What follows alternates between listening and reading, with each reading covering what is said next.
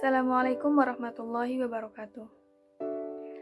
Perkenalkan, nama saya Hilya Lu'lu'i Zahro dari jurusan Bimbingan Konseling Islam kelas D semester 2 YIN Syekh Nurjati Cirebon. Di sini saya akan mereview buku sesuai dengan tugas pendidikan kewarganegaraan yang diampu oleh Ibu Risla Diba. Buku yang akan saya review adalah Buku Ajar Mata Kuliah Wajib Umum Pendidikan Pancasila cetakan 1 tahun 2016 Dirjen Pembelajaran dan Kemahasiswaan Ristek Dikti. Untuk mempersingkat waktu, di sini saya langsung saja memaparkan materi yang pertama, yaitu identitas nasional. Identitas menunjuk pada ciri atau penanda yang dimiliki seseorang, pribadi, ataupun kelompok. Identitas umumnya berlaku pada sifat personal atau pribadi. Menurut Kamus Besar Bahasa Indonesia, nasional bersifat kebangsaan.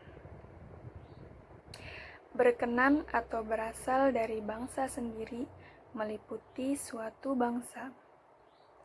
Dalam konteks pendidikan kewarganegaraan, identitas nasional lebih dekat dengan arti jati diri, yakni ciri atau karakteristik. Keyakinan tentang kebangsaan yang membedakan bangsa Indonesia dengan bangsa yang lainnya. Identitas nasional dapat diidentifikasikan baik dari sifat lahiriah yang dapat dilihat ataupun sifat batiniah yang hanya dirasakan oleh hati nurani. Bagi bangsa Indonesia, jati diri tersebut dapat tersimpul dalam ideologi dan konstitusi negara, ialah Pancasila dan UUD NRI 1945. Seluruh rakyat Indonesia telah melaksanakan Pancasila dan UUD NRI 1945 dalam setiap kehidupan sehari-hari, kapan saja dan di mana saja, sebagai identitas nasional. Materi yang kedua adalah integrasi nasional. Suatu negara atau bangsa membutuhkan persatuan untuk bangsanya yang disebut integrasi nasional.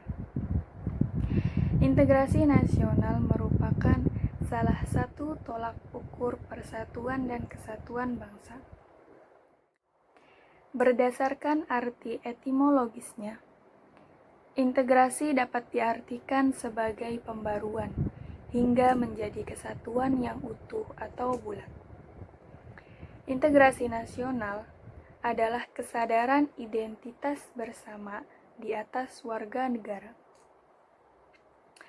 Ini berarti bahwa meskipun kita memiliki kasta yang berbeda, agama dan daerah yang berbeda, berbicara dengan bahasa yang berbeda, kita meyakini bahwa kita semua adalah satu.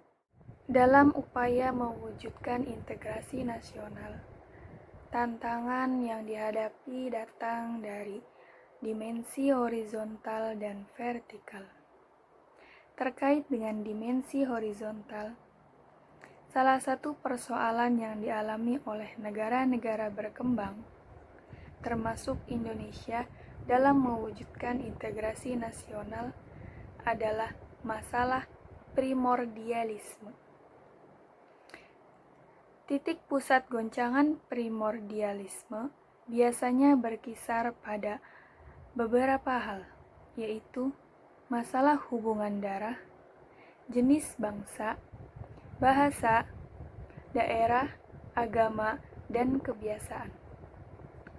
Terkait dengan dimensi vertikal, tantangan yang ada adalah kesediaan para pemimpin untuk terus-menerus bersedia berhubungan dengan rakyatnya, pemimpin yang mau mendengarkan keluh kesah rakyat, mau turun ke bawah dan dekat dengan kelompok-kelompok yang merasa dipinggirkan.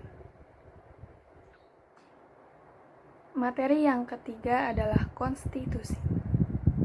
Konstitusi adalah seperangkat aturan atau hukum yang berisi ketentuan tentang bagaimana pemerintah diatur dan dijalankan. Oleh karena aturan atau hukum yang terdapat dalam konstitusi itu mengatur hal-hal yang amat mendasar dari suatu negara, maka konstitusi dikatakan pula sebagai hukum dasar yang dijadikan pegangan dalam penyelenggaraan suatu negara. Konstitusi mengandung permulaan dari segala peraturan mengenai negara, pembentukan suatu negara atau menyusun dan menyatakan suatu negara, dan sebagai peraturan dasar mengenai pembentukan negara. Materi yang keempat adalah demokrasi. Demokrasi merujuk kepada konsep kehidupan negara atau masyarakat di mana warga negara dewasa turut berpartisipasi dalam pemerintahan melalui wakilnya yang dipilih. Pemerintahannya mendorong dan menjamin kemerdekaan berbicara, beragama, berpendapat, berserikat, menegakkan rule of law. Ada 10 pilar demokrasi Pancasila yang dipesankan oleh para pembentuk negara RI sebagaimana diletakkan di dalam UUD NRI tahun 1945.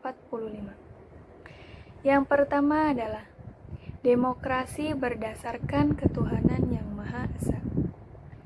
Yang kedua, demokrasi mengatur dan menyelenggarakan demokrasi menurut UUD 1945 dengan kecerdasan. Yang ketiga, demokrasi yang berkedaulatan rakyat. Yang keempat, demokrasi dengan rule of law. Yang kelima, demokrasi dengan pembagian kekuasaan. Yang keenam, demokrasi dengan hak asasi manusia. Yang ketujuh, demokrasi dengan pengadilan yang merdeka. Yang kedelapan, demokrasi dengan otonomi daerah. Yang kesembilan, demokrasi dengan kemakmuran. Dan yang kesepuluh, demokrasi yang berkeadilan sosial. Materi selanjutnya adalah wawasan Nusantara. Wawasan Nusantara merupakan cara pandang bangsa terhadap diri dan lingkungan tempat hidup bangsa yang bersangkutan. Secara etimologi, kata wawasan Nusantara berasal dari dua kata, wawasan dan Nusantara. Wawasan dari kata wawas yaitu bahasa Jawa yang artinya pandangan. Sementara kata Nusantara merupakan gabungan kata nusa yang artinya pulau dan antara. Kata nusa dalam bahasa Sanskerta berarti pulau atau kepulauan. Sedangkan dalam bahasa Latin, kata nusa berasal dari kata nesos yang dapat berarti semenanjung. Kata Nusantara dapat diartikan sebagai kepulauan yang di antara laut atau bangsa-bangsa yang digabungkan oleh laut. Wawasan Nusantara telah menjadi landasan visional bagi bangsa Indonesia guna memperkokoh kesatuan wilayah dan persatuan bangsa. Upaya memperkokoh kesatuan wilayah dan persatuan bangsa akan terus-menerus dilakukan. Hal ini dikarenakan visi tersebut dihadapkan pada dinamika kehidupan yang selalu berkembang dan tantangan yang berbeda sesuai dengan perubahan zaman. Materi selanjutnya adalah ketahanan nasional. Konsep ketahanan nasional sifatnya berlapis. Artinya ketahanan nasional sebagai kondisi yang kokoh dan tangguh dari sebuah bangsa tentu tidak terwujud jika tidak dimulai dari lapisan-lapisan yang di bawahnya. Terwujudnya ketahanan pada tingkat nasional bermula dari adanya ketahanan diri atau ketahanan individu, berlanjut pada ketahanan keluarga, ketahanan wilayah, ketahanan regional, lalu berpuncak pada ketahanan nasional. Ketahanan nasional diwujudkan dengan upaya bela negara berdasarkan pasal 27 ayat 3 UUD NRI 1945. Tersebut dapat disimpulkan bahwa usaha pembelaan negara merupakan hak dan kewajiban setiap negara Indonesia.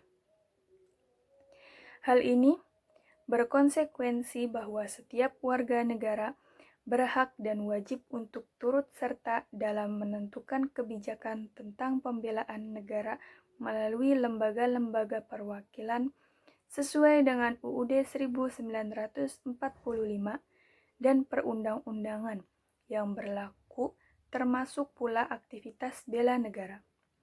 Selain itu, setiap warga negara dapat turut serta dalam setiap usaha pembela negara sesuai dengan kemampuan dan profesi masing-masing.